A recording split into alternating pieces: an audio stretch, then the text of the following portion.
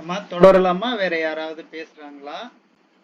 இல்ல சார். நீங்க தான் சார். உங்களோட டைம் தான். சரியா இருக்கும்னு நெனைக்கிறேன். என்னோட டைம் தான். 2 நிமிஷம். இல்ல வேற யாராவது பேசுறாங்களா ஐயாவ பத்தி? அதுக்காக காத்துட்டு இருந்தேன். இல்ல சார். நம்ம மட்டும் தான் இருக்கோம். அவங்க இல்ல. மனிதம் விதைப்போம். அவங்க இந்த ஹாஸ்ட் மாத்திரம் தான் பண்ணியிருக்காங்க. வேற சரிங்கம்மா, யாரும் இல்ல. சரிங்கம்மா. ரொம்ப அம்மா மகிழ்ச்சி. உங்க அம்மா பேரு சசிகலான்னு போட்டிருந்ததுன்னு நினைக்கிறேன். ஆமா சார். சசிகலா. என்னுடைய சசிகலா. பேர் சசிகலா தவம். வணக்கங்கம்மா. அபுதாபில இருந்து நான் பேசுறேன். நான் வணக்கம். நான் துபாயில இருந்தேம்மா. நான் துபாயில 8 வருஷம் இருந்தேம்மா. ஷாஜகான் சார். ஷாஜகான் சார். துபாயில 8 வருஷம் இருந்தேம்மா. ஓ! சரிங்க சார், சரிங்க சார். சவுதியில இருந்தேன். அதுக்கப்புறம் எனக்கு இந்த அரசு பணி கிடைக்கும் விசாவை கேன்சல் பண்ணி வந்துட்டேம்மா. சரிங்க சார், சரிங்க சார். நல்லது. தாங்களுடைய எண்ணு வந்து எனக்கு கொஞ்சம் அனுப்பி விடுங்கம்மா. என்னுடைய எண். கண்டிப்பா சார். நிச்சயமா. நன்றிம்மா. இந்த ஜூலை, ஆகஸ்ட்ல வரும்போது உங்க நம்பர வாங்கிக்கிட்டு நானு உங்கள வந்து கான்டாக்ட் பண்றேன் சார். கண்டிப்பாம்மா. நன்றி. நன்றி சார். நன்றி. Thank you sir. தேங்க்யூ. வணக்கம் ரமேஷ் சார். நீங்க தொடரலாம் சார். வாழ்த்துக்கள். வணக்கங்கம்மா, வணக்கம். உரை திறக்கட்டும்.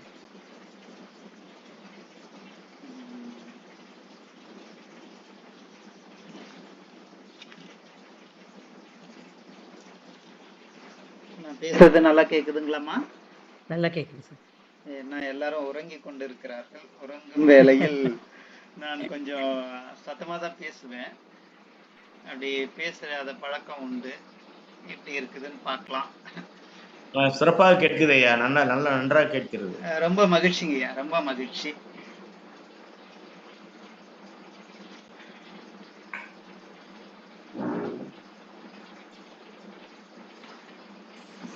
அனைவருக்கும் வணக்கம். அடியேன் சென்னையிலிருந்து ரமேஷ். அனைவரையும் வணங்கி மகிழ்வதில் பெருமகிழ்ச்சி கொள்கின்றேன். சான்றோர் பெருமக்களே, எனக்கு இன்றைய பொழிவில் இந்த உலகத்திற்கு எவையெல்லாம் ஒவ்வாதோ அவற்றையெல்லாம் என்னுடைய தலைப்பாக கொடுத்திருக்கிறார்கள். இந்த உலக வாழ்க்கைக்கு எதெல்லாம் எதிராக இருக்கின்றனவோ அவற்றையெல்லாம் தலைப்பாக கொடுத்ததனால் அடியேன் எப்படி பேசப் போகிறேன் என்பது தெரியவில்லை. கேட்டவர்கள் அதை பற்றி பிறகு சொல்லுமாறு அன்புடன் கேட்டுக்கொள்கிறேன்.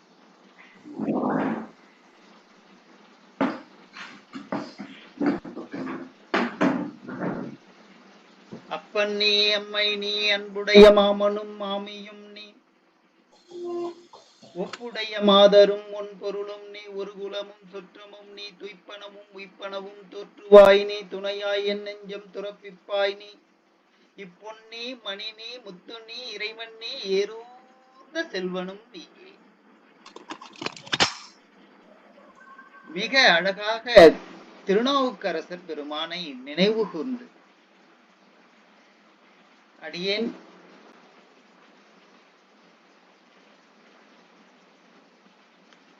அடுத்த நிலையில் அம்மையே அப்பா ஒப்பில்லா மணியே அன்பினில் விளைந்த ஆரமுதே, பொய்மையை பெருக்கி பொழுதினை சுருக்கும் புழுத்து அலைகின்ற புலையனேன் தனக்கு செம்மையே ஆய சிவபதம் அளித்த செல்வமே சிவபெருமானே, இம்மையே உன்னை சிக்கன பிடித்தேன் எழுந்து அருளுவது என்று மாணிக்க வாசகருடைய திருவடியை வணங்கி இன்றைய நிலையில் எனக்கு அருளப்பட்டுள்ள தலைப்புகளுக்குள் செல்லலாம் என்று நினைக்கின்றேன். திருமந்திரத்தை பற்றி சான்றோர் பெருமக்கள் அனைவரும் பெருவாரியாக இதுவரை பதிவு செய்திருப்பார்கள். அதனால் என்னுடைய தலைப்புக்குள் செல்வதற்கு முன்னால் என்னுடைய வழக்கம் திருக்குறளை தொடங்கித்தான் எந்த ஒரு பொழிவையும் நான் தொடர்வேன். அறவினை யாது எனின் கொல்லாமை கோர, பிறவினை எல்லாம் தரும். மிக அற்புதமான ஒரு திருக்குறள். அறச்செயல்னு எதை சொல்றது? ஒரு கேள்வி அவருக்குள்ளவே கேட்கிறார். அறச்செயல் எதுன்னு சொன்னா மிக அழகாக சொல்றார். நீங்க எல்லாம் இப்படி எல்லாம் அறம் சொல்லி அந்த சொல்லையே கேட்டுட்டு இருக்கிறீங்களே, அறம்னா என்னன்னு தெரிந்து கொள்ள கூடாதா? அப்படி தெரிந்து கொள்ள வேண்டுமானால் நான் சொல்கிறேன் கேளுங்கள் என்று சொல்வதைப் போல மிக அழகாக சொல்லுகிறார் திருவள்ளுவர் பெருமான். கொல்லாமை கோரல். அது மட்டும் இல்ல, அதனுடைய பயனையும் மிக அழகாக தெளிவுபட சொல்றார். பிறவினையெல்லாம் தரும். அது அறவினை மட்டும் இல்ல, ஒரே ஒரு செயலை நீங்கள் கடைபிடிக்கும் போது அந்த செயல் பிற உயிர்களை கொல்லாமல் இருக்க, அப்படி அந்த ஒரு செயலை செய்யாது இருக்கின்ற உங்களுக்கு மற்ற எல்லாமும் வந்து சேரும் என்று மிக அழகாக 33வது அதிகாரத்தில் கொல்லாமை, அந்த கொல்லாமையே எனக்கு என்று திருமந்திரத்திலும் தலைப்பாக அமைந்திருக்கிறது. சான்றோர் பெருமக்களே, திருமந்திரத்திற்குள் செல்லலாம். இந்த கொல்லாமை, கொல்வது எதன் பொருட்டு ஒரு கேள்வி எழுகிறது. அப்படி எழுகின்ற போது அந்த கேள்விக்குரிய பதிலை நாம் தேட வேண்டியதாக இருக்கிறது. அப்போ மிக அழகாக சொல்லுகிறார்கள்.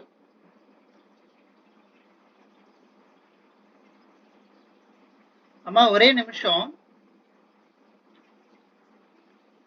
என்னுடைய அந்த படம் வந்து இங்க எதிரில வரமாட்டேங்குது, ரொம்ப சிறியதாக இருக்கிறது. அதை நீங்க மாத்த முடியுமா இல்ல நான் மாத்தணுமா? இல்லையே சார், எனக்கு ஹாஸ்ட் கொடுத்த மாதிரி தெரியல. ஸ்பாட்லைட் உங்களை போடுவோமா? எனக்கு நான் பதிவு செய்கிறேன், அப்படி இருந்தா நன்றாக இருக்கும்னு பாக்குறேன், வேற ஒண்ணும் இல்ல.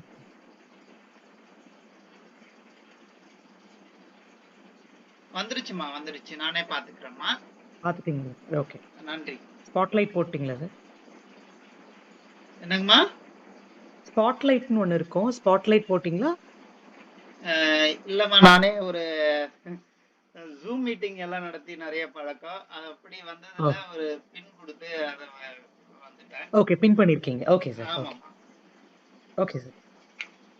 சான்றோர் பெருமக்களே, இடையூறுக்கு மன்னிக்கவும். இந்த கொல்லாமை, கொல்லுதல் எதன் பொருட்டு, ஒரு கேள்வி, மிக அழகான கேள்வி. அதற்கு இந்த கொல்வதற்கு பல்வேறு விடைகள் நமக்கு கிடைக்கிறது. ஆடம்பரமான வாழ்க்கை. நான் பார்த்து கொண்டுதான் இருக்கிறேன், உங்கள் வீடியோ அழகா வந்திருக்கேன்னு சொல்லிக் கொள்கிறேன். யூடியூப்ல ரொம்ப மகிழ்ச்சி அம்மா, மகிழ்ச்சி மகிழ்ச்சி. நல்லா இருக்குது. அடியேன் வந்து வீடியோ சரி பதிவு பண்ணலாமே அப்படின்றது சிந்தை. உங்க யூடியூப் லிங்க் கொடுத்துட்டேன். நன்றிங்கம்மா, நன்றிங்க. கொல்லாமை பல்வேறு செய்திகளை நமக்கு தருகிறது. ஆடம்பரமான வாழ்க்கை, வேலை செய்யாது வாழ வேண்டும், சோம்பேறித்தனமான வாழ்க்கை, எல்லா வளங்களையும் நாம் முறையற்ற வழிகளில் பெற வேண்டும். இதெல்லாம் ஒரு புறம் இப்படிப்பட்டவை எல்லாம். மறுபுறத்திலே நாம் பார்க்கும்போது பெருவாரியாக பிற உயிர்களை கொல்லுகின்றவர்கள் எதன் பொருட்டு என்றால், ஊனை தின்று ஊனை பெருக்குவதற்காகவே கொள்கிறார்கள். பிற உயிர்களை கொன்று அதனுடைய ஊனை, அந்த உடலை தின்று தன்னுடைய உடலை பெருக்குவதற்காக இவர்கள் அந்த உயிர்களை எல்லாம் கொல்லுகிறார்கள். சரி, இப்படி அதற்கு ஒரு பொருண்மை. அப்படி இருக்கின்ற போது கொல்லாமை எப்படி இருக்கிறது? அது திருவள்ளுவராக இருந்தாலும் சரி, அல்லது திருமந்திரத்தில் பேசுகின்ற திருமூலராக இருந்தாலும் சரி, என்ன சொல்லுகிறார்கள்? பற்றாய நற்குரு பூசைக்கும் வன்மலர் மற்றோர் அணுக்களை கொல்லாமை ஒன்மலர் நற்றார் நடுக்கற்ற தீபமும் சித்தமும் உற்றாரும் மாவி அமர்ந்திடம் உச்சியே. பற்றாய நற்குரு பூசைக்கு சரி பற்று வைத்திருக்கிறோம். பற்று அற அற அற அற என்று நம் முன்னோர்கள் நமக்கு அறிவுறுத்துகிறார். ஆனால் பற்றுக பற்றற்றான் பற்றினை பற்றுதற்கு அப்படின்னு எல்லாம் திருவள்ளுவர் வேற சொல்லியிருக்கிறார். இங்க பாருங்க, பற்றாய நற்குரு, குருவுக்கு கூட சொல்லல, நற்குருன்னு சொல்றாரு. அந்த நற்குருவாக விளங்கக்கூடியவன் வேறு யாராக இருக்க முடியும்? பரம்பொருள் ஒன்றை தவிர வேறு உலகில் வேற இந்த அண்ட சராசரங்கள் வேறு ஒன்றும் கிடையாது. அந்த பரம்பொருளை பூசிப்பதற்கு யாவர்க்குமாம் இறைவர்க்கொரு பச்சை, யாவர்க்குமாம் பசுவுக்கு ஒரு கைப்பிடி, இப்படி நல்லா சொன்னாங்க இல்லையா? இப்படி சொல்லுகின்ற அந்த நிலையில் நாம் எந்த நிலையில் இருந்தாலும் நாம் பூசிப்பதற்கு என்ன செய்கிறோம்? மலர்களை காணிக்கையாக்கி இறைவனை வணங்குகிறோம். அப்படி வணங்குவதற்கு இந்த மலர் என்று வேறுபாடு அறியாமல் எல்லா மலர்களையும் படைக்கின்றோம். இது ஒரு புறம் இருக்கிறது. பற்றாய நற்குரு பூசைக்கும் பன்மலர் மற்றோர் அணுக்களை கொல்லாமை. இன்னும் அழகாக சொல்றாங்க. வருவோம், ஒவ்வொன்னா நாம பார்க்க போறோம். மற்றோர் அணுக்களை கொல்லாமை.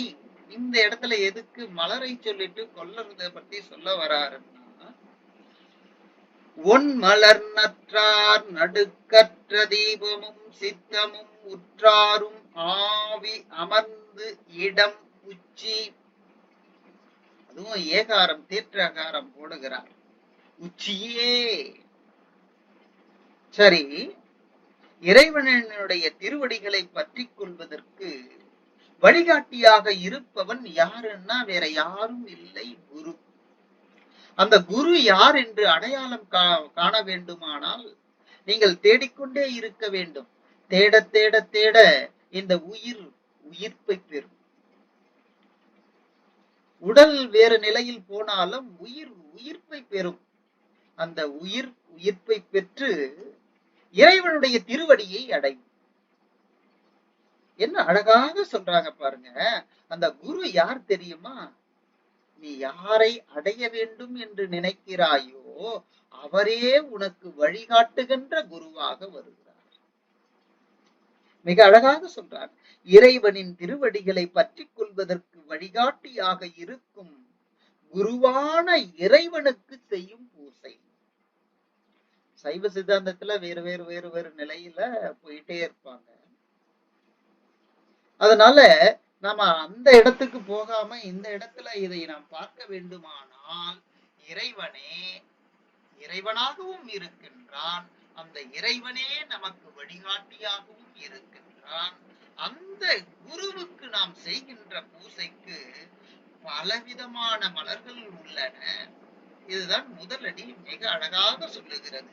பற்றாய நற்குரு பூசைக்கும் பன்மலர். சரி, அடுத்து என்ன சொல்றாங்க பாருங்க. உயிர்களின் உள்ளத்தால் கிடைக்கும் மலர்களும் உள்ளன. இந்த மலர இயற்கையில் கிடைக்கின்ற மலர்கள் ஒரு விதம், ஒரு வகை. ஒவ்வொரு உயிர்களுக்கு உள்ளவும் மலர்கள் இருக்கின்றன. அந்த மலர்கள் என்னென்ன மிக அழகாக சொல்றாங்க. வேற ஒண்ணு இல்லப்பா, நம்ம வாழ்க்கை நிலைதான். ஒவ்வொரு அசைவும், நம் அசைவுகள் ஒவ்வொன்றும் அது எண்ணமாக இருந்தாலும் சரி, செயலாக இருந்தாலும் சரி, நம் வாழ்க்கையில் கடைபிடிக்கின்ற செயல்பாடுகளாக இருந்தாலும் சரி, இவை எல்லாமே இறைவனுக்கு சமர்ப்பிக்கின்ற மலர்களாக இருக்கின்றன. அவை என்னென்ன பாருங்க, கொல்லாமை. அந்த கொல்லாமையே மிக அழகாக இங்க சொல்லி இருக்கிறாங்க. அதை பார்க்க போறோம். 5 புலன்களையும் அடக்கிய புலனடக்கம். இந்த மெய், வாய், கண், மூக்கு, செவி, இப்படி 5 புலன்கள் இருக்கின்றனவல்லவா? இந்த 5ம் அறிவியல் நிலையில் பார்க்கும்போது ஒரு மனிதனை வளர்த்தெடுப்பதற்கும் அறிவாளியாக வளர்த்தெடுப்பதற்கும் இந்த சமூகத்தில் ஒடுக்கமில்லாதவனாக ஒதுக்கப்படுவதற்கும் காரணமாக இருப்பவை 5 புலன்களே தவிர வேறொன்றும் இல்லை. மிக அழகாக சொல்லுவாங்க காரியாசான் கூட, மிக அழகாக கண்வனப்பு கண்ணோட்டம். கண்ணுக்கு எதிட அழகு? கண்ணுக்கு மை தீட்டுவது அழகா, அல்லது வேறு வேறு நிலைகளில் ஒப்பனை செய்வது அழகா? இப்படியெல்லாம் என்றால் இல்ல. கண்வனப்பு கண்ணோட்டம். இந்த கண்ணோட்டத்தை என்னால மறக்கவே முடியாது. ஆண்டாள் பதிவிடுகிறார், மிக அழகாக பதிவிடுகிறார் யசோதையை பற்றி. ஏறார்ந்த கண்ணி யசோதை இளஞ்சிங்கம் கார்மேனி செங்கன் கதிர்மதியம் போல்முகத்தான். இந்த ஏறார்ந்த கண்ணி அகன்று விரிந்து நீண்டு அந்த கண்களில் இருந்து பொழிகின்றன. என்ன பொழிகின்றன? கண்ணீரா? இல்லை, கருணை பொழிகின்றன. அப்படிப்பட்ட அந்த கருணை தான் தன்னுடைய குழந்தையை ஈடாக கொடுத்து விட்டு பிறருடைய குழந்தையை தன்னுடைய குழந்தையாக வளர்க்கின்றார். அப்படிப்பட்ட ஒரு தாய். அந்த தாயினுடைய கண்கள் எப்படி இருக்கின்றன? ஏறார்ந்த கண். அப்படிப்பட்ட அந்த நிலையில் இந்த கண்வனப்பு கண்ணோட்டம், அது எதை எப்படி பார்க்கின்றன, இந்த அறிவுக்கு கொண்டு போய் எப்படி சேர்க்கின்றன, அதை வைத்துதான் இந்த அறிவு செயல்படுகிறது. இந்த காட்சிகளை பார்ப்பதனால் மட்டுமல்ல, எல்லாவற்றையும் பார்க்கின்றோம், எல்லாவற்றையும் நினைவில் நிறுத்துகிறோமா? இல்லை. இந்த உலகம் போற வழியில எல்லாவற்றையும் எதெல்லாம் தெரியுதோ அதெல்லாம் பார்க்கிறோம். சிலவற்றை மட்டுமே நினைவில் வைப்போம். இதுதான் கண்ணோட்டம் என்கிறார். அப்படி கால்வனப்பு செல்லாமை. கண்ட இடத்துக்கு கால் போச்சுன்னா என்ன ஆகும்? உடம்பு புண்ணா போகும். அதனால இப்படி அது செவியாக இருந்தாலும் சரி, கண்ணாக இருந்தாலும் சரி, செவியாக இருந்தாலும் சரி, வாயாக இருந்தாலும் சரி, நம் நுகருகின்ற மூக்காக இருந்தாலும் சரி, நம் உடலாக இருந்தாலும் சரி, இப்படி 5 புலன்களையும் அடக்கி பொறுமை. இந்த பொறுமை யார் வச்சிருக்கிறாங்களோ, பொறுமை கொண்டவர்களாக இருக்கிறார்களோ, பொறுமை இறைவனை அடைய சிந்திக்கும் அறிவு. இந்த பொறுமை இல்லாதவர்கள் எதை எடுத்தாலும் எடுத்தேன் கவிழ்த்தேன் என்று போய்கொண்டே இருப்பார்கள். ஆனால் பொறுமையுடையவர்கள் சிந்தித்து செயல்படுவார்கள். அந்த சிந்தனை இறைவனுடைய சிந்தனையாக இருக்கு. அந்த சிந்தனை இறைவனுடைய சிந்தனையாக இருந்து இறைவனுடைய திருவடியை அடைவதற்கு வழி செய்யக்கூடிய அறிவை தரும். இப்படி அந்த பொறுமை, உண்மையை மட்டுமே பேசும் வாய்மை. வாய் இருக்குதே, சாதாரணமான வாய் இல்ல. 32 காவலர்களை, அது ராணுவ வீரர்களை நிறுத்தினாலும் இது படுத்துகிற பாடு இருக்கே, எண்ணி மாளவே மாள. அதனால இந்த வாய் மிக அற்புதமாக சொல்றாங்க, உண்மையை மட்டுமே பேசும் வாய். எது உண்மை? ஒரு கேள்வி வருகிறது. உண்மைன்னு சொல்லிட்டீங்க, எதுன்னு சொல்லணும் இல்லையா? எதியா உண்மை? நான் வாழுகிறேனே, இது உண்மையா? இல்லைன்றாங்க. வீடு 4 அடுக்கு 5 அடுக்கு கட்டி வாழ்கிறார்களே, ஏன் இப்பெல்லாம் 11 அடுக்கு மாடி எல்லாம் வந்துருச்சு. அதை தாண்டியும் வந்திருக்கு. நிலத்தை குடைந்து அதற்குள்ள வீடு கட்டி வாழுகிற வாழ்க்கையும் வந்துவிட்டது. இப்படி வாழ்வதெல்லாம் உண்மையான வாழ்க்கையா? இந்த சூரியன் உண்மையானதா? இந்த வானம் உண்மையானதா? இந்த பூமி உண்மையானதா? கடல் உண்மையானதா? இல்லை, எல்லாமே மாறக்கூடியது. நாம் பார்க்கின்ற ஒவ்வொன்றும் மாறக்கூடியது. கண்ணதாசன் மிக அழகாக சொல்லுவார் ஒரு இடத்துல, ரொம்ப கொஞ்சம் ஏற்றுக்கொள்வதற்கு அவ்வளவு மனசு போகாது. செத்த பிணத்தினை கண்டு செத்து கொண்டிருக்கின்ற பிணங்கள் அழுது கொண்டிருக்கின்றன. கண்ணதாசன் இப்படி மிக அழகாக என்ன சொல்றாங்க பாருங்க. அப்ப எது உண்மை? எல்லாமே மாறக்கூடியது. எது உண்மை? ஒன்றே ஒன்றுதான். அந்த ஒன்று பரம்பொருளே தவிர வேறொன்றும் இல்லை. அப்போ உண்மையை மட்டுமே பேசும் வாய்மை. சரியா?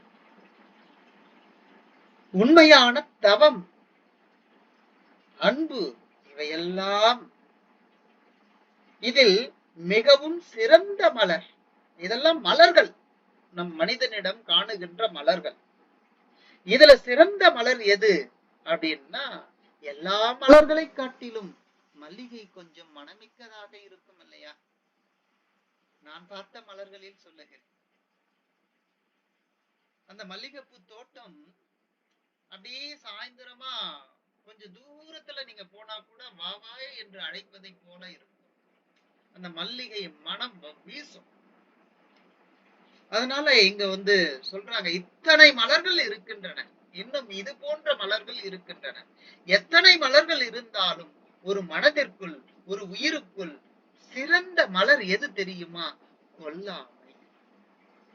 அதுதான், மற்றோர் அணுக்களை கொல்லாமை. அது சிறிய எறும்பாக இருந்தாலும் சரி, பெரிய யானையாக இருந்தாலும் சரி, இடைப்பட்டவை எவையாக இருந்தாலும் சரி. அதனால இங்க மிக அழகாக சொல்றார், மற்றோர் அணுக்களை கொல்லாமை. இதுவே சிறந்த மலராக இருக்கும். ஒன்மலர் நற்றார் நடுக்கற்ற தீபமும் சித்தமும் உற்றாரும் ஆவி அமர்ந்து இடம். அமர்ந்த இடம் எதுன்னா உச்சிதான். இப்படி மிக அழகாக இப்படியே இன்னும் சொல்லிக்கொண்டே போகலாம். ஒரு பாடலுக்கே இவ்வளவு நேரமாகி போகிறது. அதனால இறைவனை பற்றிய எண்ணத்தில் இருந்து சிறிதும் மாறுபட்டு விடாத எண்ணங்களே இறைவனை பூசிக்க உகந்த எண்ணமாக இருக்கும். இது மிகவும் சிறந்த தீபமாகும். இடைவிடாது இருக்கணும். இடைவிடாத சிந்தனை, இறை சிந்தனை இருக்கணும். அந்த சிந்தனை தீபமாக ஒளிரும். அவை அனைத்தையும் உணர்ந்து செயல்படும் உயிர் சென்று அமரும் இடம். அடுத்து சொல்றாங்க, நற்றார் ஒன்மலர் கொல்லாமை ஒன்மலர் நற்றார் நடுக்கற்ற தீபமும் சித்தமும். அந்த தீபமானது இப்படி இவை அனைத்தையும் உணர்ந்து செயல்படும் உயிர் எங்க போய் அமரும்னா, இடம், அது அமர்கிற இடம் தலையினுடைய உச்சி. அந்த தலையினுடைய உச்சியில் உள்ள சகஸ்திரத தலமாகும் அப்படின்னு சொல்றாங்க அந்த இடத்தை. அவ்வாறு அமர்ந்த உயிர் இறைவனையே அடைந்து இன்பம் பெறும். அதுதான் மிக அழகாக இந்த பாடல்.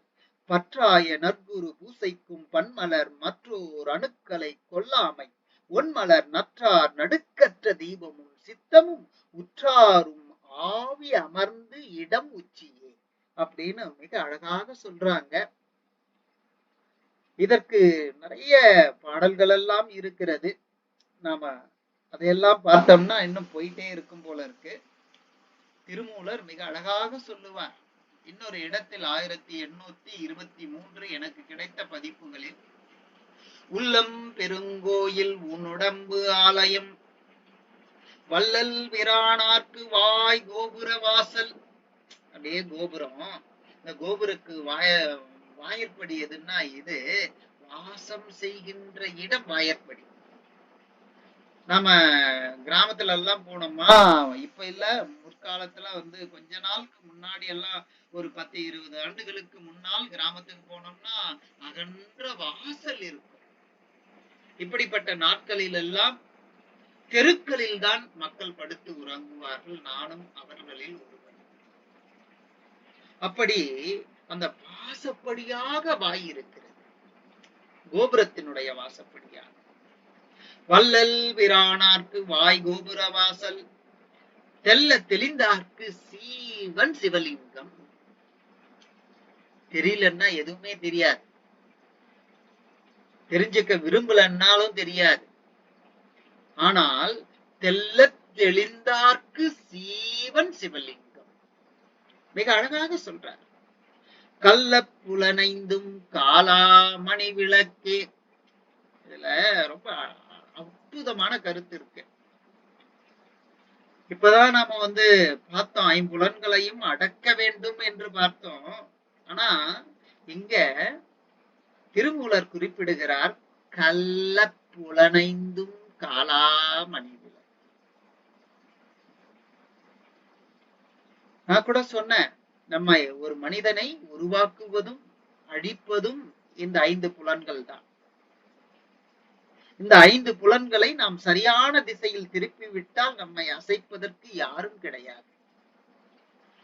இந்த 5 புலன்களில் எது ஒன்றாக இருந்து அப்படியே தடம் மாறினால் அது என்ன ஆகுமா, நம்மை மற்ற எல்லா புலன்களையும் கொண்டு போய் அழுக்குல தள்ளிடும்.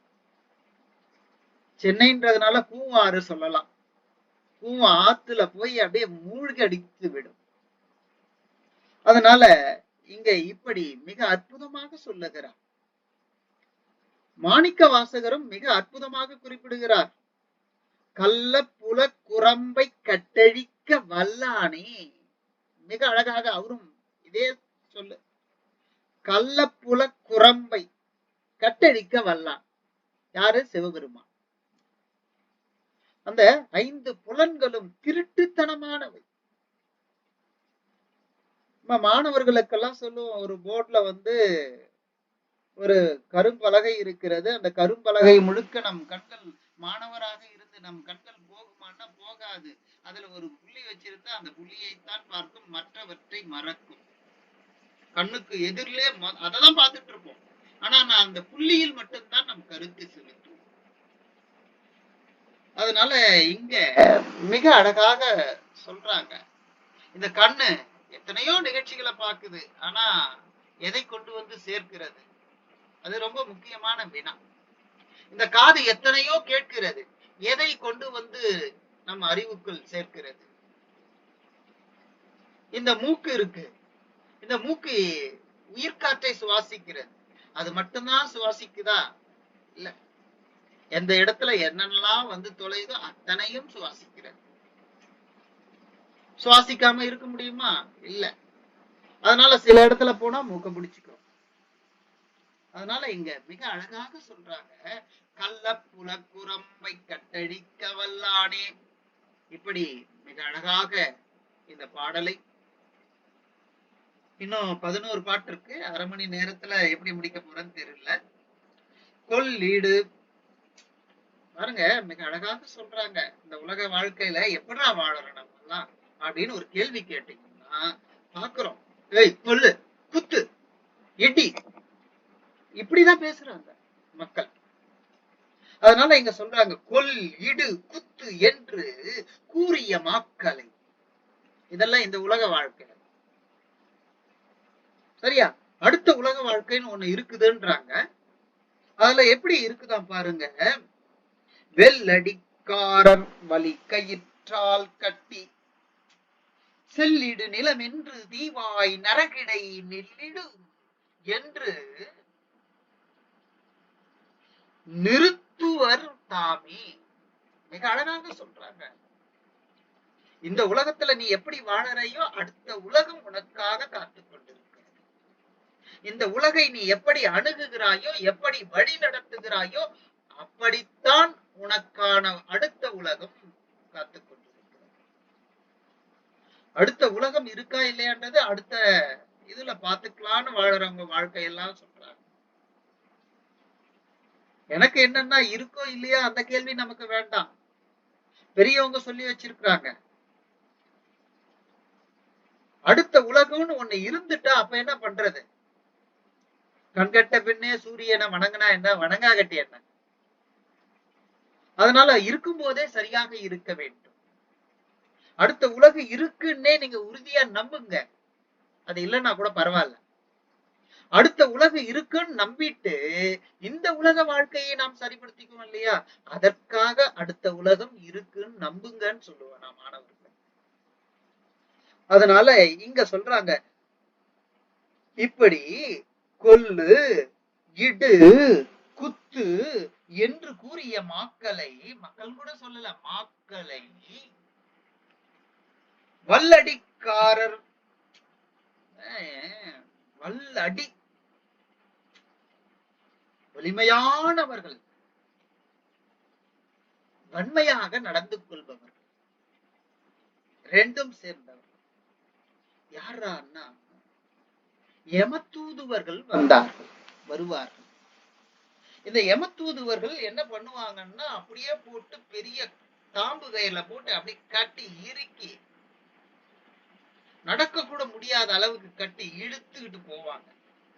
அப்படி இழுத்துட்டு போய் நிறுத்துவாங்க. அப்படி நிறுத்திட்டு அதுவும் இழுத்துட்டு போறாங்களே, கூட்டிட்டு போறாங்க இல்லையா, அப்ப சொல்றாங்களாம், செல்லிடு நில் என்று. மெதுவா போறா, ஏய் எதுக்கு மெதுவா போற, போய் தொலை அப்படின்னு 4 அடி போடுறாங்க. அது மட்டும் இல்ல, சரி இப்படி சொல்கிறார்கள், கொஞ்சம் வேகமா போனா அப்பவும் அடிக்கிறாங்க. என்ன அடிக்கிறாங்க? ஏன் வேகமா போற, ஏன் போற?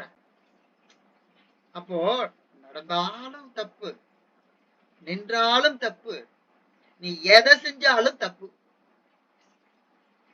அதனால செல்லிடு நில் என்று தீவாய் நரகிடை, அப்படியே பார்த்து அப்படியே ஜகஜோதியா எரிகிற தீ, அது காட்டு தீ. காட்டு தீயை எல்லாம் மொத்தமா சேர்த்து ஒரு இடத்துல நாம தொகுத்து பார்த்தோம்னா அந்த தீ எப்படி இருக்கும்னு கொஞ்சம் கற்பனை செய்து அந்த தீக்குள் கொண்டு போய் நிறுத்துவார்கள். பாருங்க, மிக அழகாக, செல்லிடு நில் என்று தீவாய் நரகிடை நில்லிடும் என்று நிறுத்தும் நிறுத்தும் அவர்தாமே. மிக அழகாக சொல்றாங்க. இந்த உலகத்துல நீ எப்படி வாழ்கிறாயோ அப்படித்தான் உன்னை வழி நடத்துவார்கள் அடுத்த உலகத்துல. இப்படி மிக அழகாக இந்த கொல்லாமையினுடைய பாடல்கள் இப்படி சென்று கொண்டிருக்கின்றன. இதற்கு நிறைய உதாரணங்கள் எல்லாம் குறிச்சு வச்சிருக்கிற, இருந்தாலும் நேரத்தை கருதி நிறைவு செய்கிறேன். இந்த கொல்லாமைக்கு அடுத்து என்ன இருக்கிறது அப்படின்னு ஒரு தலைப்பு பார்க்கிறோம்.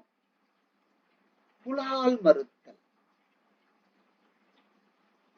இந்த புலால் மறுத்தல் ரெண்டும் ஒன்னோட ஒண்ணு தொடர்புடையது. கொல்றதும் இந்த புலால் உண்பதும் ஒன்றாக இருக்கிறது.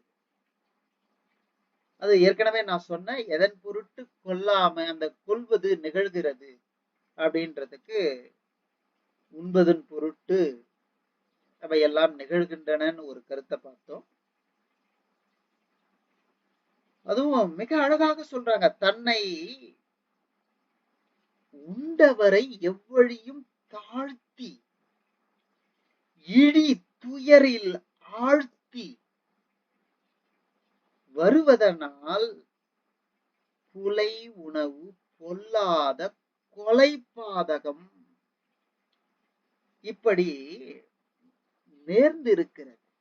பாருங்க, நம்ம உண்ணுகிற அந்த உணவு இருக்கு இல்லையா, இத இப்படி சொல்றாங்க, அந்த புலால் உணவை, புலால் இல்லாத கரிச்சோறு அப்படின்னு எல்லாம் சொல்லுவோம். இப்படி சொல்லுகிற அந்த நிலையில தன்னை உண்டவரை எவ்வழியும் தாழ்த்தி, நீ எந்த பக்கம் போனாலும் விடாதான், அங்கேயே வந்து உன்னோடு வந்து உன்னை இழி உடையவனாகவே மாற்றும். அப்படி இழிவை தாங்கி தாங்கி தாங்கி அழிந்து போவார். அதனால இப்படி சொல்றாங்க. அதனால இந்த நம்ம திருமூலர் என்ன சொல்லி இருக்கிறார் பாருங்க, பொல்லா புலாலை ஆரம்பிக்கும் போதே இப்படிதான் ஆரம்பிக்கிறார். புலாலை அப்படின்னு இல்ல, பொல்லா புலாலை நுகரும் புலையரை எல்லாரும் காண யமந்தன் தூதுவர் செல்லாகப் பற்றிய தீவாய் நரகத்தில் மல்லாக்கா தள்ளி மறித்து வைப்பாரே. பொல்லா புலால், மிக அழகாக சொல்றாங்க. பொல்லா புலால், ஏண்டா பொல்லா புலால் அப்படின்னு இவர் பதிவு செய்கிறாருன்னு கேட்டா, ஒரே ஒரு செய்தி, அந்த புலாலை சாப்பிடுகிறவர்கள் எங்கு போனாலும் அவர்களுக்கு என்ன நிகழும்? இழிவே வந்து செய்யும். அப்படி இழிவை பெற்று தருகின்ற அந்த புலாலை, புலால்னு சொன்னாவே தப்புன்றார். அதனால பொல்லா புலால் அப்படின்றார். அத நுகரும் புலையரை, அடுத்த 2 சொல்லு, நுகரும் புலையர். புலையர் அப்படின்னா இன்றைய நிலையில மக்கள்ல கடைநிலையில் நிற்பவரை புலையர் அப்படின்னு சொல்றாங்க. மனிதனுக்குள் வேறுபாடு இருக்கக்கூடாதுன்றதெல்லாம் ஒரு நிலை இருந்தாலும், இப்படி இடிநிலையில் கொண்டு போய் இருப்பவனை புலையர் அப்படின்னு சொல்லிட்டாங்க. எல்லாரும் காண வருவானா யமன், நீ கரிச்சோரே தின்னு. எனக்கு தெரிஞ்சு என்னுடைய நண்பர் ஒருவர் விடுதியில் தங்கி ஆய்வு மேற்கொண்டிருந்தோம். அந்த இடத்துல நண்பர் ஒருவர் என்ன பண்ணுவாரு, சாயந்தரம் ஒரு 7-8 மணி ஆகும்போது நல்லா நீட்டா உடை அணிந்து கொண்டு வாசனை திரவியங்களை எல்லாம் தெளித்து கொண்டு தேர்ந்தெடுத்து போவார். எதை தேர்ந்தெடுத்து போவாருன்னா, மண்டபங்களை பார்த்து பார்த்து தேர்ந்தெடுப்பார். எந்த இடத்துல புலால் சோறு கிடைக்கும்னு பார்த்துக்கிட்டே இருப்பார். சான்றோர் பெருமக்களை இப்படியே சாப்பிட்டு வந்தவர். திருமண மண்டபங்கள் தோறும் போய் சாப்பிடுவார். நாங்கள் தங்கி இருந்த இடமே கல்யாண மண்டபம் அப்படின்னு பேரு, கல் மண்டபம் மாறிடுச்சு. அப்படியே வரிசையாக இருக்கும் சென்னையில. இப்படி வரிசையாக இருக்கின்ற அந்த திருமண மண்டபங்களை தேர்ந்தெடுத்து உணவு உண்ண செல்வார். உண்மையை சொல்லுகிறேன் சான்றோர் பெருமக்களே, சென்னையில் இருந்து காஞ்சிபுரம் சென்று அவர் அரசுகள் நடத்துகின்ற தேர்வுக்கு பயிற்சி பெற்று வருகின்ற போது வந்து படுத்தவர் எழுந்திருக்கவே இல்லை. அதுதான் அவருடைய கடைசி. அப்போ என்ன அப்படின்னு சொல்லி பார்க்கும்போது, உண்ட உணவு கொழுப்புகளாக மாறி அவர் இதயத்தை அடைத்து விட்டது அப்படின்னு நல்லா சொல்லிட்டு இருந்தாங்க. என் கண்ணெதிரிலே பார்த்த ஒரு மனிதர், நன்றாக கொஞ்சம் படிக்கக்கூடியவர், ஆனால் அரசு விடுதி சரியான சுவையான உணவு தருமான்னா தராது. உணவு தரும், சுவையான உணவு இருக்குமான்னா இருக்காது. அதனால் இவர் சுவையான உணவை தேடி தேடி போய் இப்படி மாண்டு போனார். இப்படி நாம் பார்க்கும்போது, பொல்லா புலாலை நுகரும் புலையரை எல்லாரும் காண யமன் தன் தூதுவர் செல்லாக பற்றிய தீவாய் நரகத்தில், அப்படியே கொண்டு போய் அந்த தீவாய், சரியா, இந்த ஆலை வெள்ளை காய்ச்சுகிற இடத்துல எல்லாம் அந்த அடுப்புக்குள்ள அந்த விறகு இந்த சக்கைகளை எல்லாம் தள்ளுவாங்க, தள்ளி எரிப்பார்கள். கோது அப்படின்னு சொல்லுவாங்க எங்க ஊர்ல. அத அப்படி தூக்கி அப்படி தள்ளி விடுவாங்க குச்சியில. அது போய் அப்படியே அந்த நெருப்புல எவ்வளவு நேரம் எரியன்னு எல்லாம் கிடையாது, போனவனா அப்படி போகும்போதே பத்தி எரியும். அது போல அந்த தீவாயிடை கொண்டு போய் அப்படியே தள்ளுறாங்களாம், அப்படியே மல்லாட்ட தள்ளுறாங்க. மரியாதை இருக்குதுன்னா கொஞ்சமாவது நன்மை, அத சொல்லுவாங்க, கொஞ்சத்தில் உண்மையாயிரு அப்படின்னு கூட ஒரு வாசகம் உண்டு. அந்த கொஞ்சம் கூட நல்லவராக இல்லாத போது இப்படிப்பட்ட தன்மை ஏற்படும் என்று இந்த புலால் மறுத்தல் அதிகாரத்தின் வழியாக நமக்கு திருமூலர் மிக அழகாக சொல்லுகிறார். தீவாய் நரகத்தில் மல்லாக்க தள்ளி மறித்து வைப்பாரே. நீ வெளியில எங்க எழுந்து ஐயோ ஐயோன்னு அப்படியே ஓடிவிடக் கூடாது. அதனால என்ன பண்ணுவாங்க, சுத்தி அப்படியே காவல் நிற்பாங்க. அப்படி நீ இப்படி இந்த பக்கம் திரும்பினா ஒரு 2 அடி இடிப்பான், அப்படியே நிக்கணும் தீயில. இப்படிப்பட்ட துன்பத்தை தந்து விடும். இன்னும் அற்புதமா சொல்றாங்க, நாமெல்லாம் நம்ம உடல்ல புண்ணு வந்துருச்சுன்னு வச்சுக்கோங்களேன், என்ன அழகு, எத்தனை அழகு அப்படின்னா சொல்லிட்டு இருப்போம் இல்லையே. எங்க புண்ணு இருந்தாலும் அதை மறைத்துக் கொள்வதற்கு தானே பார்ப்போம். நம்ம உடம்புல புண்ணெல்லாம் இருந்தா அந்த என்ன அழகுனா காமிப்போம் இல்ல, அத சுத்தம் பண்ணி மருந்து போட்டு அதை ஆத்தி அத கூட நம்ம அந்த புண்ணை தொடர்றத கூட கூச்சோம் நமக்கே. அதனால அந்த புண்ணெல்லாம் அப்படியே தொடுவாங்களா அப்படின்னு பார்த்தா அதுக்கு கூட கூச்சுவார்கள்.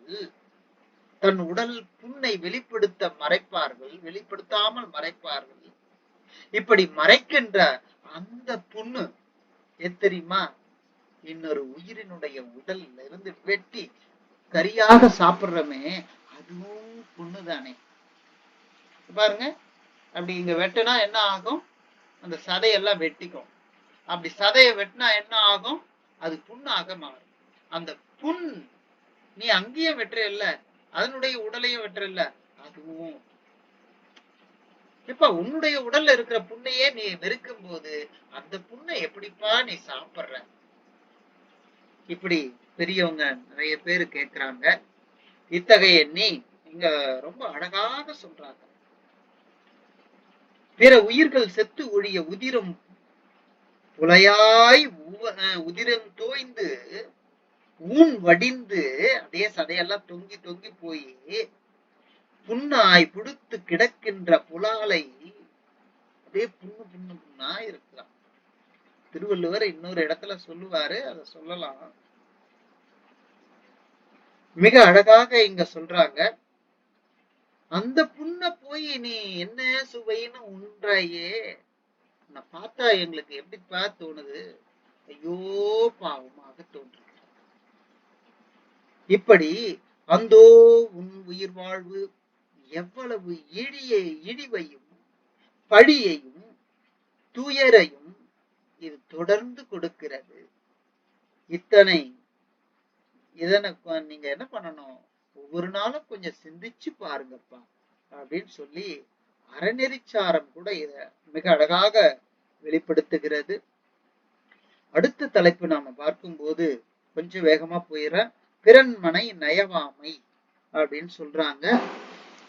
அந்த பிறன்மனை நயவாமை அப்படின்னும் போது எடுத்த உடனே மிக அழகான காட்சி, ஆத்த மனையால் அகத்தில் இருக்கவே. ஆத்த மனையால், அற்புதமான மனைவி எங்க இருக்கிறாங்க, வீட்டுக்குள்ள இருக்கிறாங்க. அற்புதமான மனைவி அகத்தில் இருக்கவே, வீட்டுல இருக்கும்போது. காத்த மனையாலை காமுறும் காளையர், காத்த மணவர், வீட்டுக்குள்ளவே காவல், வெளியில வரும்போது காவல், எங்கும் காவல், எப்போதும் காவல், எதிலும் காவல். அப்படி காவல் காக்கின்ற பிறருடைய மனைவியை நீங்கள் பார்க்கும் போது அது என்ன ஆகுதுன்னு சொல்றாங்க பாருங்க. காத்த மனையாலை காமுறும் காளையர், அந்த காவலை கூட புறக்காவல் அகக்காவல் சொல்றாங்க. புறம்னா வீட்டுக்கு வெளியே வரும்போது புறக்காவல், வீட்டுக்குள்ளவே இருக்கும்போது அகக்காவல். இப்படி காவல் காத்து காவல் காத்து, ஏன் காவல் காக்குறாங்க, அவ சரியில்லைன்றதுனால காவல் காக்குறாங்க, வேற ஒண்ணும் இல்லை. அதனால இப்படி அடுத்தவருடைய மனைவியை நோக்குகின்ற அந்த நோக்கம் இருக்குதே, இது எப்பேற்பட்டது தெரியுமா? பாருங்க, 2 உவமை சொல்லுகிறார்கள். அழகான மனைவி, அதுக்கு ஒரு உவமை. காய்ச்ச பலாவின் கனி உண்ண மாட்டாமல் அப்படியே மரத்திலேயே படுத்து முக்கனிகளில் ஒன்றாகிய பலாக்கனி மரத்தில் காய்த்து பழுத்து அப்படியே அழகாக இருக்கு. கொஞ்சம் தூரத்திலேயே நம்ம வாவான்னு சொல்லுது. அந்த அளவிற்கு அதனுடைய வாசம் நம்மை இழுக்குது. இதை விட்டுட்டு என்ன பண்றாங்களாம்? காய்ச்ச பலாவின் கனியுண்ண மாட்டாமல் ஈச்சம்பழத்துக்கு இடருற்றவாறே. அந்த பலாக்கனி எல்லாம் ஒரு பொருட்டு இல்ல, அது வீட்டுல இருக்குது, எப்ப வேணாலும் சாப்பிட்டுக்கலாம். ஆனா ஈச்ச மரம் இருக்கு, அத குருவி கொத்தும், காக்கை தின்னும், பறவைகள் கொத்தும், வண்டுகள் கீழே விழுந்தா வண்டுகள் மொய்க்கும். இப்படிப்பட்ட பழமாக இருக்கின்ற ஈச்சம்பழத்துக்கு போய் நீ ஏங்குறையப்பா. என்ன சொல்றாங்க பாருங்க, மிக அழகாக சொல்றாங்க. ஈச்சம்பழத்துக்கு இடருற்றவாறே. இப்படி மனையாளை காமுறுவர் விளைவது. அதுவும் இங்க ரொம்ப அழகா சொல்றாங்க. எந்த மனையாள் அப்படின்னு சொல்லும் போது, புறக்காவலும் அகக்காவலுமாக நிறைகின்ற காவல் சேர்ந்து காக்கப்படும் பிற மனையாளை காமுறுவர் விளைவது அறியாதவராக இருக்கின்ற காளையர்கள். என்னவா இருக்கிறாங்களா? மிக அழகாக சொல்றார். இப்படி ஈச்சம்பழம், அதுவும் ஈச்ச மரத்தை பார்த்திருக்கிறீங்க, இருந்தா தெரியும், அதனுடைய உடல் முழுவதும் முள்ளாக இருக்கும். உடல் முழுவதும் முள்ளாக இருக்கும். அது கீழே போனீங்கன்னா உயர்ந்த மரத்தில் இருந்து முற்கள் உதிர்ந்து கிடக்கும். அதுவும் பொத்துச்சுன்னா காலில் தைத்தால் சில பேருக்கு காலெல்லாம் கூட எடுக்க வேண்டிய நிலை கூட ஏற்பட்டு. ஏன்னா ஈச்ச முள்ளு விஷமானது. அப்படி விஷம் தோய்ந்த தூய்மையற்ற எல்லா உயிரினங்களும் மொய்க்கின்ற, கீழே விழுந்த பழத்தை வண்டு மொய்ச்சிட்டு போகும், எறும்பு சுத்தி கிடக்கும். இதையெல்லாம் பொருட்படுத்தாமல் அந்த ஈச்சம்பழத்துக்கு போய் ஆசைப்படுவது எவ்வளவு அபத்தமானதோ, அப்படிப்பட்ட அபத்தமானதுதான் அடுத்தவருடைய மனைவியை நோக்குவது என்று மிக தெளிவாக குறிப்பிடுகிறார்கள். திருத்தி வளர்த்ததோ தேமாங்கனியை, அடுத்த பாடல். திருத்தி வளர்த்ததோ தேமாங்கனியை அறுத்தமென்று எண்ணி அறையிற் புகுத்து பொருத்தமில்லாத புலிமாங்கும்பேரி கருத்தறியாதவர் காலற்றவாறே. மிக அழகாக சொல்றாங்க. சின்ன செடியாக வளரும், அப்படியே வளர்ந்து மிக அழகாக நாம நாள்தோறும் அதை பார்த்துக்கிட்டே இருப்போம். ஒரு மாஞ்செடி வளர்ந்து அழகாக வளர்கிறது. அப்படி வளர்ந்த அந்த மாஞ்செடியில மிக மரமாகி அந்த மரத்துல அழகான மாம்பழம் பழுத்திருக்கு. அந்த மாம்பழத்தை அப்படியே எடுத்துட்டு வீட்டுல வச்சிருக்கிறாங்க. அந்த மாம்பழத்தை விரும்பாமல் என்ன சொல்றாங்க பாருங்க, காய்ந்து போய் கிடக்குது. இப்பெல்லாம் பாத்தீங்கன்னா எல்லா மரங்களும் தடையை உதிர்த்து விட்டு அப்படியே எலும்பு கூடுகளாக காட்சியளிக்கும் இந்த வெயில் காலத்துல. அது இயற்கை தந்த வரம். அப்படி இங்க சொல்றாங்க, அந்த மாம்பழத்தை விட்டு விட்டு எங்க போறாங்களாம்? புளிய மரத்துக்காக நீங்க போய் அந்த கலைகள்ல ஏறிட்டு இருக்கீங்களே, இது எந்த அளவுக்கு பொருத்தமில்லாதது. அதனால இங்க மிக அழகாக திருத்தி வளர்த்ததோ தேமாங்கனியை அறுத்தமென்றெண்ணி அறையிற் புகுத்து பொருத்தமில்லாத புலிமாங்கும் வேரி கருத்தறியாதவர் காலற்றவாறே. அதனால இந்த உலகத்துல எப்படி வாழணும்னு கூட தெரியாம வாழ்ந்து கொண்டிருக்கிறீர்களே, உங்களை நினைத்தால் பாவமாக தோன்றுகிறது. உங்கள் அறியாமையை நினைத்தால் வருத்தமாக இருக்கிறது, மனம் நோகிறது. ஐயோ அந்தோ இவர்கள் இப்படி வாழுகிறார்களே என்று. இப்படி மிக அழகாக சொல்றாங்க. அந்த திருத்தி வளர்த்ததோ தேமாங்கனி அப்படின்றதுக்கு நிறைந்த விளக்கம் தருகிறார்கள். ஒன்று அறப்பகுதி சிவ வழிபாடு, இரண்டாவது பொருட்பகுதி குடும்ப வாழ்க்கை. பொருள்னா நம்ம பணம் நினைக்க கூடாது, வாழ்க்கைக்கு உரிய பொருள், வாழ்வதே ஒரு பொருள். இந்த பொருள். மூன்றாவதாக இன்ப பகுதியாக வேளாண்மை, உயிர்களினுடைய பெருக்கம். நான்காவதாக வீட்டு பகுதியாகிய திருவருள் நோக்கம். வீடுன்னா நம்ம வசிக்கிற வீடு இல்ல, இறைவனுடைய திருவடி பேர். அந்த 4 அதோடு சேர்ந்து பெரும் பேராகிய திருவடியும் இடையராது ஆணும் பெண்ணும் எய்துமாறு நல்ல குடும்பத்தில் பிறந்து நல்ல குடும்பத்தை நடத்தி காட்டக்கூடிய நிலையையும், அது மட்டும் இல்லாமல் நவின்று நாடி நல்ல வாழ்க்கையை நாடி நாடி நாடி நாடுவதற்கு முன்னால் தேடி தேடி தேடி, அப்ப தேடி நாடி வாழ்கின்ற அந்த வாழ்க்கை, இதுதான் 5வது செய்தியாக இருக்கிறது. இப்படி நல்ல குடும்பத்தில் பிறந்து நல்ல குடும்பத்தில் வளர்ந்து, என்னை பொறுத்த அளவுக்கு நல்ல குடும்பத்துல பிறக்கிறீங்களா இல்லையான்றது வேறு கருத்து, அது தேவையே இல்லை. நல்ல குடும்ப வாழ்க்கையை வாழ வேண்டும். நீ எப்பேற்பட்டவர்களாகவும் இருக்க, உங்கள் பின்புலம் எப்படிப்பட்டதாக வேண்டுமானாலும் இருக்கட்டும், ஆனால் உங்கள் வாழ்க்கையை சரியாக வாழுங்கள் அப்படின்றதுதான் இதனுடைய செய்தியாக அடியேன் எடுத்துக்கொள்கிறேன். இப்படி திருத்தி வளர்த்ததோ தேமாங்கனி, இப்படி சொல்றார். திருத்தி வளர்த்ததோ தேமாங்கனி. இந்த 5 பகுதியும், ஒன்று சிவ வழிபாடு, 2வது பார்க்கும்போது குடும்ப வாழ்க்கை, 3வது பார்க்கும்போது உயிர் பெருக்கம், 4வது பார்க்கும்போது வீடு பெற்ற நிலை. அந்த வீடு பெற்ற நிலையோடு சேர்ந்து அத்தனையும் தருவது குடும்ப வாழ்க்கை. அந்த குடும்ப வாழ்க்கையை செம்மையாக வாழ வேண்டும். அப்படி வாழவில்லை என்று ஊர் திரிந்து கொண்டிருந்தால் வாழ்க்கை வாழ்க்கையாகவே இருக்காது என்பதை மிக அழகாக காட்டுகிறார்கள். பொருள் கொண்ட கண்ணும் போதகை ஆளும் இருள் கொண்ட விண்வெளி கொண்டு நின்றோரும் மருள் கொண்டு மாதர் மயல் உருவார்கள் மருள் கொண்ட சிந்தையை மாற்ற இல்லாரே. மிக அழகாக சொல்றாங்க. என்ன சொல்றாங்க?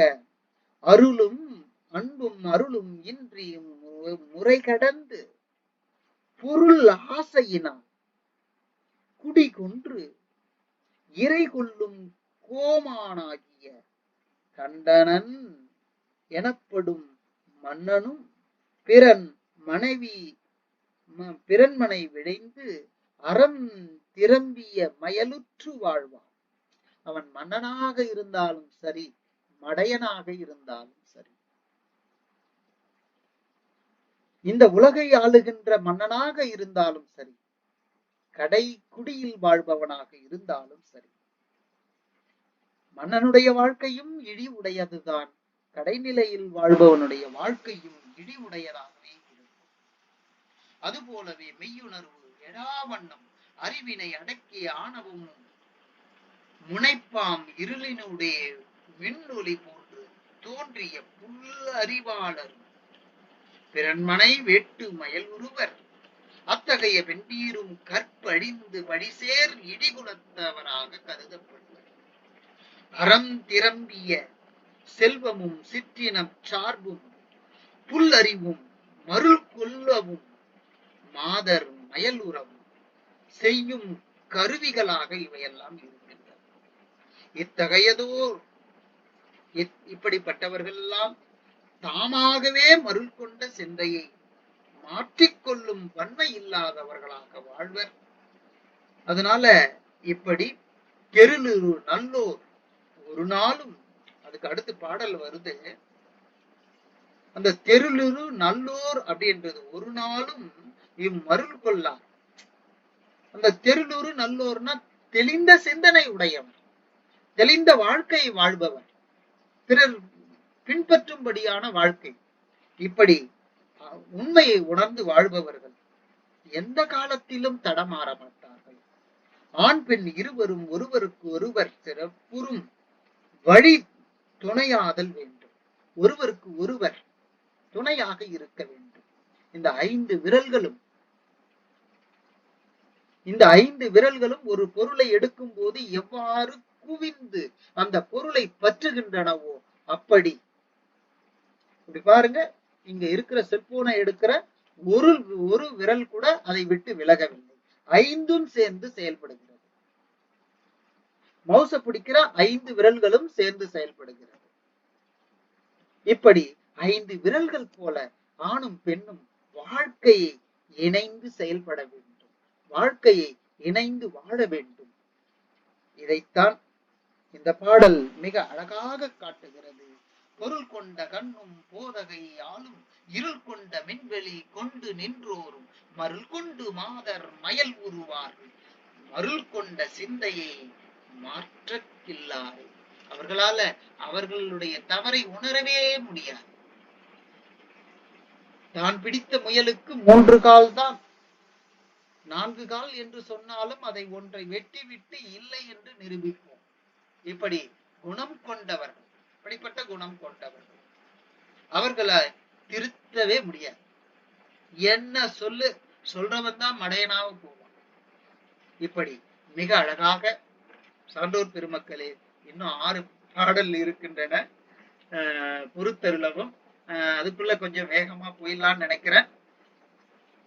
மத்த செய்தி எல்லாம் சொல்ல முடியாது அப்படின்னு. அதனால இலை நலவாயினும் எட்டி படுத்தால் குலை நல வாங்கனி கொண்டுன ஆக முளை நலங்கொண்டு முறுவல் செய்வார் மேல் விலகுரு நெஞ்சினை வெய்து கொள்ளீரே.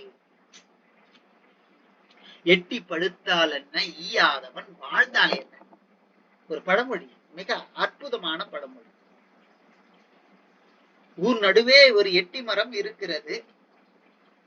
அழகான இலை, அழகான தளிர், அழகான காய், அழகான பழம், நல்லா பழுத்து நம்ம பார்க்க அப்படியே பறிச்சு சாப்பிட்டுலாமான்னு தோணும். அப்படி தோணுன உடனே நமக்கு அதை பத்தி சிந்திக்காமையே ஆசை வந்தது, சாப்பிட்டோன்னு போய் அதை பறிச்சு சாப்பிட்டோம்னா அடுத்த நாள் கொண்டு போய் புதைச்சிருவாங்க. சில நேரத்துல அதே நாள்லயே புதைச்சிருவாங்க, எரிச்சிருவாங்க, அடக்கம் செய்து விடுவார்கள். ஏன்னா எட்டிக்காய் விஷமானது. அதத்தான் இந்த பாடல் மிக அழகாக சொல்லுகிறது. இலை நல வாயினும் எட்டி படுத்தால் குலை நல வாங்கனி கொண்டு உணலாகா. எவ்வளவு அழகாக இருந்து தொலைஞ்சாலும் சரி சாப்பிடவே முடியாது, சாப்பிடவே கூடாது, ஆசை கொல்லவும் கூடாது, பார்க்கிறதே தப்பு. இப்படி எட்டிக்கணிக்கு அதுவே ஒரு பொது மகளிர்ல அந்த பொது மகளிர் கூட சொல்லக்கூடாது, விலை மகளிர். அந்த விலை மகளிரை இப்படி அறிமுகப்படுத்துகிறார்கள். எட்டிப்பழம் எவ்வளவு உருண்டு திரண்டு அழகாக காட்சி அளிக்கிறதோ அது போன்ற மார்பகங்களை உடையவளாக இருப்பார். அந்த எட்டிக்கனி எப்படிப்பட்ட நம்மை கவர்ச்சியை உடையதோ அப்படிப்பட்ட கவர்ச்சியை உடையவளாக இருப்பார். அப்படி இருக்கின்றவள் புன்முறுவலை செய்து விலகுரு நெஞ்சினை வெய்து கொள்ளீரே. அந்த அப்படி சிரிக்கின்றவர் பக்கம் திரும்பி கூட பார்க்க கூடாது. யார்கிட்ட திரும்பி பார்த்தினா போயே சேர வேண்டியதுதான். எட்டிக்கனியை உண்பவருக்கு என்ன நிலை நேருமோ அதே நிலை இந்த விலை மகளிருக்கும். எட்டிக்கனி எவ்வளவு விஷம் தோய்ந்ததோ அதே நிலை இந்த விலை மகளிருக்கும் உண்டு. அதனால இப்படி இந்த பாடலை விளக்கி சொல்லலாம். நேரமின்மை காரணமாக அப்படியே விடுகிறேன். மனை புகுவார்கள் மனைவியை நாடில். 2 விளக்கம் தராங்க இந்த அடிக்கு மட்டும். சுனை புகு நேர் போல் சுழித்து உடன் வாங்கும் கனவது போல கசிந்து எடும் இன்பம் நனவது போலவும் நாட ஒண்ணாதே. பாருங்களேன், மிக அழகாக சொல்றாங்க. மனை புகுவார்கள் மனைவியை நாடி.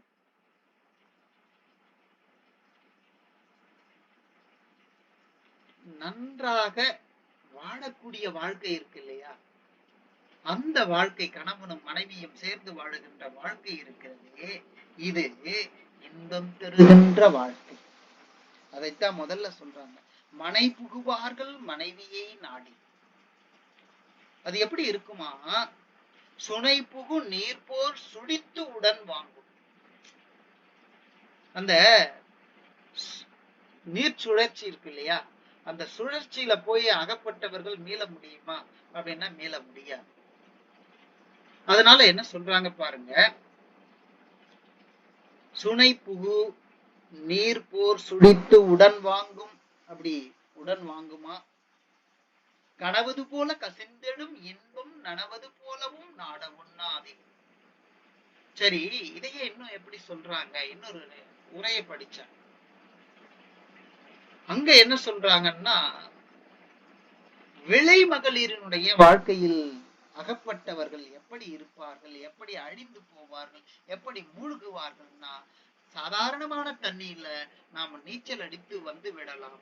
ஆனால் சுழிக்குள் அகப்பட்டு விட்டால் எப்பேற்பட்ட நீச்சல் வீரராக இருந்தாலும் அதை விட்டு மீளவே முடியாது. அதே போலத்தான் விளை மகளிரை விரும்பி செல்பவர்கள் எப்படிப்பட்ட நிலையினை உடையவராக இருந்தாலும் அவர்களால் மீண்டு எழவே முடியாது. இதற்கு ஒரு உதாரணம் காட்டுகிறார்கள். 3 நிமிடம் அதிகமானது, அதனால நான் விரைந்து முடிக்கின்றேன். கணவன் அதை எங்க சொல்றாங்க, மிக அழகாக சொல்றாங்க. கனவது போல கசிந்து எழும் இன்பம் நனவது போலவும் நாட ஒண்ணாதே.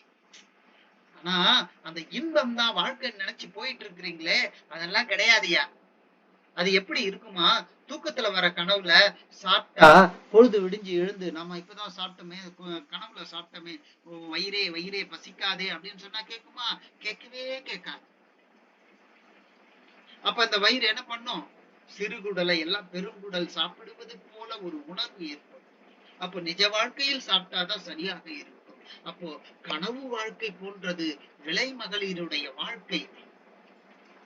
நிஜமா உண்மையான வாழ்க்கையானது மனைவியோடு இருக்கின்ற வாழ்க்கை என்ற இந்த பாடல் மிக அற்புதமாக வலியுறுத்துகிறது.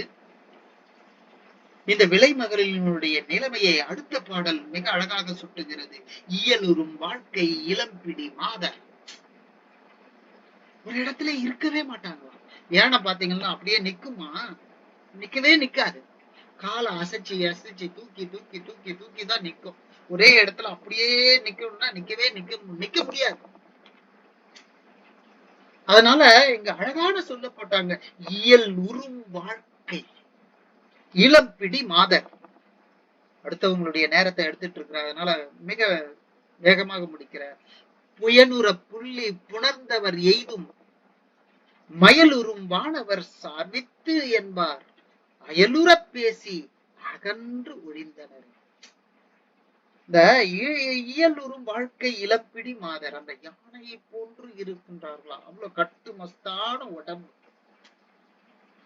அவங்களோட வாழ்க்கை. இவர் போயிருக்கிறார். அந்த 2 பேருக்குமான வாழ்க்கை எப்படிடா இருக்குது? மழை பொழியுது, மழை பொழிஞ்சு நீர் போகிறது. நீர் போகிற போது நிலையாக இருக்கின்ற புற்கள் வளைந்து அந்த நீரோடு செல்வதை போல தோன்றும். அதே இடத்தில் இருந்து அந்த நீருக்கும் அந்த புல்லுக்கும் உரிய வாழ்க அந்த உறவு இருக்கிறது பாரு, அந்த தண்ணியில போகும்போது அது போல இருக்குமா. இவனை விட ஒரு பணக்காரன் வந்துட்டான்னு வச்சுக்கோங்களேன், அப்ப எப்படிடா இருக்குமா? சொல்லுவாளாம், மிக அழகாக சொல்றாங்க, தேவர் வந்து விட்டார். மயலுறும் வானவர் சார்வித்து என்பார் அயலுற பேசி அகன்று ஒழிந்தார். மிக அழகான ஒரு படம் ரத்த கண்ணீர்னு இருந்தது, நான் கூட பார்த்திருக்கிறேன். எம்.ஆர். ராதா மிக அழகாக நடித்திருப்பார். அதையெல்லாம் ஞாபகப்படுத்திக் கொள்ளுங்கள். அவற்றையெல்லாம் பேசினால் விரியும் என்று அஞ்சி இன்னும் 2 பாடல் இருக்கிறது. அதனால இங்க அடுத்த பாடலுக்கு வர, அதனால பணம் இருந்தால் உன்னோடு இருப்பால், உன்னை விட பணக்காரனாக இருந்தால் அவனை உயர்வென்று பேசி உன்னை உதாசீனப்படுத்துவாள். வையகத்தே மடவாருடும் கூடியன் மெய்யகத்தோளும் வைத்த விதியது, மெய்யகத்தோறும் வைத்த விதியது, கையகத்தே கரும்பாலையின் சாறுகுள் மெய்யகத்தே பெரும் வேம்பதுவாமே. கொஞ்சம் கேட்டுங்கப்பா, நான் சொல்றேன். என்ன சொல்றேன், பெரியவங்க எல்லாம் சொல்லி வச்சிருக்காங்க, தம்பி இந்த வழியில போவாதப்பா, இந்த வழியில போப்பா, திருவள்ளுவர் முதற்கொண்டு நம்ம சங்க சான்றோர்கள் எல்லாம் கூட சொல்லி வச்சிருக்காங்க. வேகன் தன்னுடைய மனைவியை துறந்து வாழுகின்ற போது புலவர் பெருமக்கள் எல்லாம் வரிசை வரிசையாக வந்து அந்த கண்ணகிக்காக பாடி இருக்கிறார்கள். புறநானூற்றுல பாத்தீங்கன்னா ஒரு இடத்துல அப்படியே தொடர்ந்து வரும் வெவ்வேறு புலவர்கள், ஆனால் கண்ணகி பற்றிய மட்டுமே பாடியிருப்பார்கள். அப்படி இதுதான் சரியான வழி என்று அறிவுறுத்துவார்கள். வையகத்தே மடவாரோடும் கூடி என் மெய்யகத்தோறும் உளம் வைத்த விதி, இதெல்லாம் இருக்கு அப்படின்னு சொல்லி இருப்பாங்க. கையகத்தே கரும்பாலையின் சாறுகள், கையில பணம் இருந்துச்சுன்னு வச்சுக்கோங்க, இனிக்க இனிக்க பேசுவார்கள். கையில பணம் இல்லைன்னு வச்சுக்கோங்க, அது எப்படி சொல்றதுன்னு தெரியல, கொட்டி கொட்டி கொடுத்த நடி காந்தா அப்படின்னு சொல்லி எம்.ஆர். ராதா புலம்புறத, அந்த காட்சி சின்ன வயசுல பார்த்தது அப்போ புரியல, அதெல்லாம் இப்போ தெரிகிறது. இப்படி கையகத்தோறும் பாலையின் சாறுகள், எங்க அதுக்குள்ள வேற பாட்டு கொண்டுட்டானா இல்ல, கரும்பாலையின் சாறுகள் மெய்யகத்தே வேம்பதுவா என்று மிக அழகாக அவங்க இனிக்க இனிக்க பேசினாலும் அந்த பேச்சானது நம் வாழ்க்கைக்கு எப்படி பயன்படும்னா, வேப்பங்காயை அரைத்து, பச்சை காயை அரைத்து அதை குடித்தால் எவ்வளவு சுவை உடையதாக இருக்குமோ, எவ்வளவு முகக்கோணல்கள் தோன்றுமோ, எவ்வளவு அருவருப்பாக இருக்குமோ, எவ்வளவு நம் வயிற்றுக்குள் இருக்கின்ற குடல்கள் எல்லாம் வெளிவருவது போல நம் உள்ள இருக்கின்ற பொருள்கள் எல்லாம் வாய் வழியாக வெளிவருமோ, அது போன்றதாக மாறிவிடும் என்று மிக அழகாக இதை நிறைவு செய்கிறார். அதுக்கு அடுத்த பாட்டு ரொம்ப விரைவா சொல்லிடுறேன். கோழை ஊடும் குளம் ஊடு வாசியில் ஆழ நடுவார் அளப்புருவார்களை தாழ துடக்கி அடுக்கையில் அடுக்கில்லா விடில் ஊழை நுழைந்தவர் போக்கின்றவாறு. ஒரு குளத்துல ரொம்ப பாசி படர்ந்து கிடக்குது, அதுக்குள்ள போய் நல்லா விளைகின்ற நெல்லை நட்டு அப்படியே நம்ம விளைவிச்சோம்னா விளையுமா? விளையவே விளையாது, நாசமாகலாம் போகும். அப்போ என்ன பண்ணணும், அந்த குளத்தை தூர்வார வேண்டும், தூர்வாரி அதில் நீர் தேக்க வேண்டும், நல்ல நிலத்தில் உழ வேண்டும், நீர் பாய்ச்ச வேண்டும், அப்படி அப்புறம் நடவு செய்ய வேண்டும், அதுக்கு ஏற்றாற் போல நாம மருந்திட வேண்டும். அப்போதுதான் என்ன ஆகும், பாதுகாப்பாக அந்த பயிர் விளைச்சலை தரும். அது போல வாழ்க்கை இருக்கிறது, அதை வாழ கற்றுக்கொள்ளுங்கள். குளத்துக்குள்ள போய் நடவு நட்டேன்னா அது உருப்படாது. அதுவும் எந்த குளத்துல, பாசி முழுவதும் மூடிய குளம். இந்த பாசிய குறுந்தொகையில ஒரு கடைசியில ஒரு 397வது பாட்டுன்னு நினைக்கிறேன், மிக அற்புதமாக சொல்லுவார்கள். அதை விரித்தால் பெருகும் என்று அஞ்சி அடுத்த பாட்டுக்கு வருகிறேன். இதுல இந்த பாசி படர்ந்த குளம் சொன்னாங்க இல்லையா, அது என்ன தெரியுமா? விளைமகளிரை சொல்லுகிறார். நல்ல நீர் பாய்ச்சிற இடம் எது தெரியுமா? நம்முடைய குடும்ப வாழ்க்கையில் இருக்கிற ஒவ்வொரு ஆணின் மனைவியும் மனைவியின் கணவன் 2 பேரையும் நம்ம இணைச்சிக்கலாம். இப்படி ஒருவருக்கு ஒருவர் இணைந்து வாழுகின்ற வாழ்க்கையையும் இந்த பாடல் மிக அழகாக காட்டுகிறது. கொலையே களவு கல் காமம் பொய்கூறல் மலைவான பாதகமாம் அவை நீக்கி தலையாம் சிவனடி சார்ந்தார் இன்பும் சார்ந்தோர்க்கு இல்லையாம் இவை ஞானானந்த திருத்தல். மிக அழகாக சொல்றார். கொலை, கொல்லுதல். எதுக்காக கொல்றோம்? வம்புக்காக கொல்றோம். முதல் பாட்டிலேயே பார்த்தோம். புலால் உண்ணுதலுக்காக கொல்றோம். இப்படி கொலை, களவு, திருட்டுத்தனம் எல்லாம். திருட்டுத்தனம் எல்லாம் கூட கண்ணுக்கு எதிரே கழுத்துல இருக்கிறத புடுங்கிட்டு போறான். அவங்க போட்டுங்கிறவங்க விழுந்து செத்தாலும் பரவாயில்லன்னு புடுங்கிட்டு போறான். களவு, கல் எல்லாவற்றையும் கெடுத்து விடும். மயக்கம் தரக்கூடியது. காமம், அளவுக்கு அதிகமான முறையற்ற காமம். பொய் கூறல். பாருங்க, பொய் சொல்றது ரொம்ப சாதாரணமா நினைச்சிட்டு இருக்கிறோம். எதோட ஒப்பிடுறாங்கன்னு பாருங்க. கொலை, களவு, கல், காமம், பொய் கூறல். மலைவான பாதகமா. ரொம்ப இங்க அழகா சொல்றாங்க. ரொம்ப மலிவாக கொண்டு வந்து சேர்த்து விடுமா. இடிநிலை. இவை ஐந்தும் நீங்கி விட்டால் என்ன ஆகும்னா சிவனுடைய திருவடி பேரு கிடைக்கும். அது மட்டுமல்ல, இந்த காமம்ன்றத அறம் திரம்பிய காமம் அப்படின்னு சொல்றாங்க. அறத்தோடு இருக்கின்ற காமத்தை பற்றி இங்க பேச்சில்லை. மாறா மயக்கம் தரும் பாவங்களாகும். இந்த ஐந்துமே மாறா மயக்கம் தரும் பாவங்களாகும். இதை செய்வார் தீவாய் நரகிடை ஆட்பட்டு மாறாது துன்பத்தில் எய்துவர். இவையெல்லாம் இல்லைன்னா அதுக்கு அடுத்தது சிவனுடைய திருவடியை சேருவர். இப்படி அன்பு, நான், ஒப்புரவு, கண்ணோட்டம், வாய்மை திருவள்ளுவர் மிக அழகாக சொல்றார். இது ஐந்துமே என்னவாக இருக்கும்னா சால்பூன்றிய தூண்டல். மிக அழகாக சொல்றார். சால்பு, தமிழர் சால்புன்னு ஒரு புத்தகமே இருக்கு.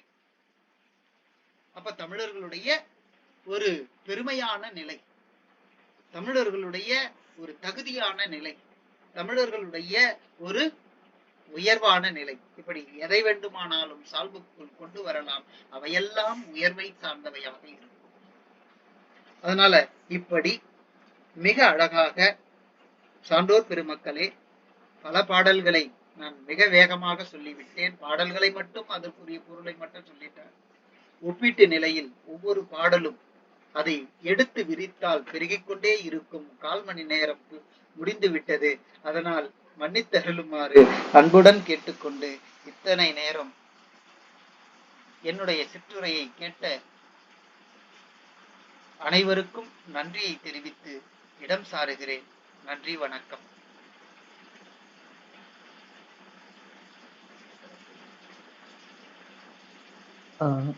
சார், அம்மா சொல்லுங்கம்மா. மிகச்சிறந்த உரை. மிகச்சிறப்பான உரை. இன்னும் 2-3 மணி நேரம் கொடுத்தா கூட நீங்க இந்த இந்த தலைப்புகளுக்குள்ளேயே பேசிட்டு இருக்கலாம்னு நினைக்கிறேன். கடைசி நேரம் இல்லாததுனால சீக்கிரம் போயிட்டீங்கன்னு நினைக்கிறேன். சார், நான் நினைக்கிறேன் நீங்க ஒரு மிகச்சிறந்த ஆசிரியராக இருக்க வேண்டும்னு நான் கணிக்கிறேன். சரியா சார்? ஆசிரியர் தாமா, ஆசிரியர் தாமா. மிக்க நன்றி. உங்க மாணவர்கள் ரொம்ப பாக்கியம் செய்தவர்களாக இருக்கணும் சார். ரொம்ப மகிழ்ச்சிங்கம்மா. ரொம்ப அருமையா இருந்தது. அந்த நீங்க சொன்ன அந்த கொஞ்சத்தில் உண்மையாக இரு, கொஞ்சமாச்சும் உண்மையா இருப்பான்னு சொன்ன விதமாகட்டும், 5 விரல்களை போல கணவனும் மனைவியும் ஒற்றுமையா இருங்கன்னு சொன்ன விதமாகட்டும், அப்புறம் அந்த பிறன்மனை நயவாமை பற்றியும் மகளிர் இழிவு பற்றியும் நீங்க பேசிய விதம், கண்ணியம் ரொம்ப அருமையா அழகா பேசி கொடுத்திருக்கீங்க. ரொம்ப நன்றி. வணக்கங்களும் வாழ்த்துக்களும் சார். நன்றிங்கம்மா, நன்றிங்க. உங்களுக்கு அப்புறம் நான் என்னோட டைம் சார் நான் தொடரட்டுமா? அம்மா தொடருங்கம்மா, நான் கேட்டுட்டு இருக்கிறேன். ரொம்ப மகிழ்ச்சிங்கம்மா. உங்க நேரத்தை எடுத்ததுக்கு ரொம்ப மன்னிக்கணும். பரவாயில்லைங்க சார். நான் உங்க அளவுக்கு எல்லாம் நான் தமிழ் ஆசிரியரா சார் நீங்க? ஆமாங்கம்மா. ஓகே. அம்மையாருக்கு தெரியும், நிறுவனர் அம்மையாருக்கு தெரியும். மற்றவங்களுக்கு தெரியுமான்றது தெரியல எனக்கு. சரிங்க சார். நானுமே இப்பதான் ஃபர்ஸ்ட் டைம் இணைஞ்சிருக்கேன் அவங்களோட. சென்னை செந்தமிழ் மன்றம்னு ஒரு நாங்க ஒரு அமைப்பு வச்சிட்டு இருக்கிறோமா, நான் தான் நிறுவனர். சரிங்க சார். சொல்லுங்க, வாய்ப்பு இருந்தா நம்ம பேசுவோம்.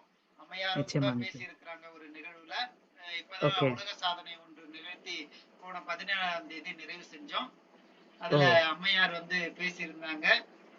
ஓகே. மிக அற்புதமான ஒரு அனுபவத்தை அது தந்தது. நன்னூலை மட்டுமே, ஒரே நூல் நன்னூலை மட்டுமே ஒரு 462 நூற்பாக்கள், அதை மட்டுமே 108 நாட்கள் பேசி இணைய வழியாக உலக சாதனையாக அதை பதிவு செய்திருக்கிறோம். அங்கீகரித்திருக்கிறார்கள். மிக்க மகிழ்ச்சியாக இருக்கிறது. நன்றிங்கம்மா, நன்றி. அருமை அருமை சார், அருமை.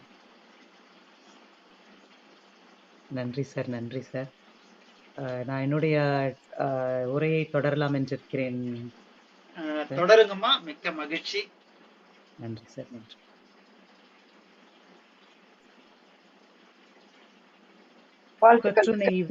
நன்றி, வாழ்த்துக்கள்.